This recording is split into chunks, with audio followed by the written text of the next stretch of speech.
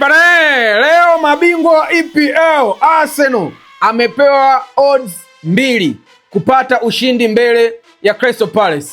Hizo odds 2 usizione kama ni fursa, huo ni mtego. Kuwa makini sana.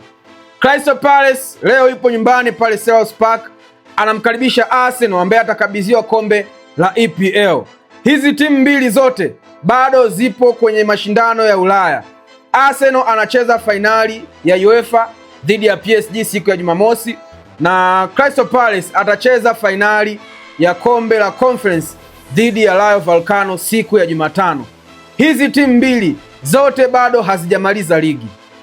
Arsenal anatakiwa kapambane baada ya siku 6 na Crystal Palace anatakiwa kapambane baada ya siku kama 2. So ana kazi ngumu sana Crystal Palace kucheza na mabingwa wa EPL, lakini pia mabingwa wa EPL wana kazi ngumu sana kucheza na Crystal Palace. Wote wanatakiwa kusave energy zao kuelekea fainali zao za muhimu sana. Crystal Palace fainali ya kombe la Conference itakuwa ni fainali ya muhimu sana kwao kuliko makombe yote. Msimu huu wamekuwa na performance mbaya sana kwenye ligi. Focus yao yote walielekeza kwenye mashindano ya Conference na imeweza kuwalipa, wameweza kufika fainali ya kombe la Conference. Arsenal ameweza kudominate kote. Ameweza kudominate kwenye ligi, lakini pia kwenye UEFA Champions League.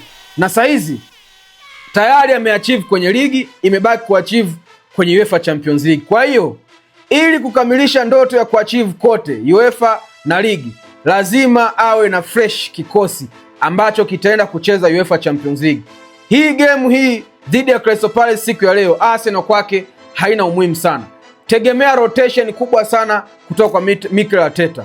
Na ni game ambao watakabidhiwa kombe, lakini they don't care kama watashinda au hawatashinda. Wanacheza na Crystal Palace ambayo ipo nafasi ya 15.